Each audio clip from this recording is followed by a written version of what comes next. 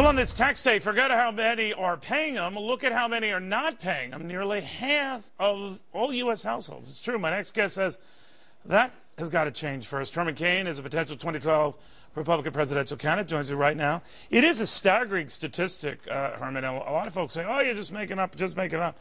But how did it get that way? It got that way, Neil, because of all of the pandering on the part of the liberals, primarily the Democrats, over the years, always wanting to provide another tax favor to someone. Secondly, it got that way because taxes in general are too high. And so when the politicians, some of them, want to get reelected, they make some promises. And number three, the tax code is so complex that it is used by the people in Washington to reward winners and losers. Yeah, but a lot of these folks, Herman, are getting money back for the government. They get refunds, and you know. I know they are. So yeah, what is the answer then? Because I think that for people to get involved in the game, they've got to have skin in the game. If you don't, then you'll like the system the way it is, right? Exactly. The answer is, first of all, let me tell you what the answer is not. The answer is not to continue to talk about, as President Obama is talking about, raising taxes on the rich.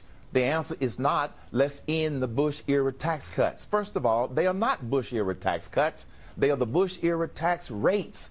They've been around for 10 years. Give me a break. Why do you keep wanting to put Bush's name on them? And now we still have this uncertainty of 2 more years before we know what's going to happen. It got that way, Neil. The answer, Neil, is we need to lower tax rates for everybody, starting with the top corporate tax rate. We need to simplify the tax code. The ultimate answer, in my opinion, is the fair tax, which is a fair tax for everybody. Because as long as we still have this messed up tax code, the politicians are going to use it to reward winners and losers. That's the biggest problem, is the tax code itself. And you're going for something that would hit people at the point of purchase rather than income per se, right? Yes, because there are a lot of problems with the current tax code. The first is the government decides what somebody pays in taxes. And it's like a crapshoot every time they want to change the tax code. And they'll use the same old pandering rhetoric, well, the rich ought to pay more. Well, look, the numbers that you used at the beginning of the show, you know, says the rich are already paying an inordinate share. I think that taxes would be fair if we first get rid of the tax code. This is the ultimate solution. You know, not to just say we're going to trim around the edges, not to say that we're going to try to, you know, simplify a little of this and little of that. The problem is replace the tax code so we can establish tax fairness for everybody. And no, it is not regressive on the poor like the liberals try to demagogue the whole idea of moving toward a fair tax, which is a single rate retail consumption tax. All right, we can get into whether that slows spending down or that, which it doesn't. We've indicated that it doesn't. But I do want to get your quick take on Donald Trump. He's quickly moved to the top of the GOP field in these polls, and many have tried to portray him as a nut, and he's a grenade thrower. What do you think of him? Donald Trump is a very well-known businessman. And based upon all reports that I'm familiar with, he is a very successful businessman. But Neil, here's how I see it.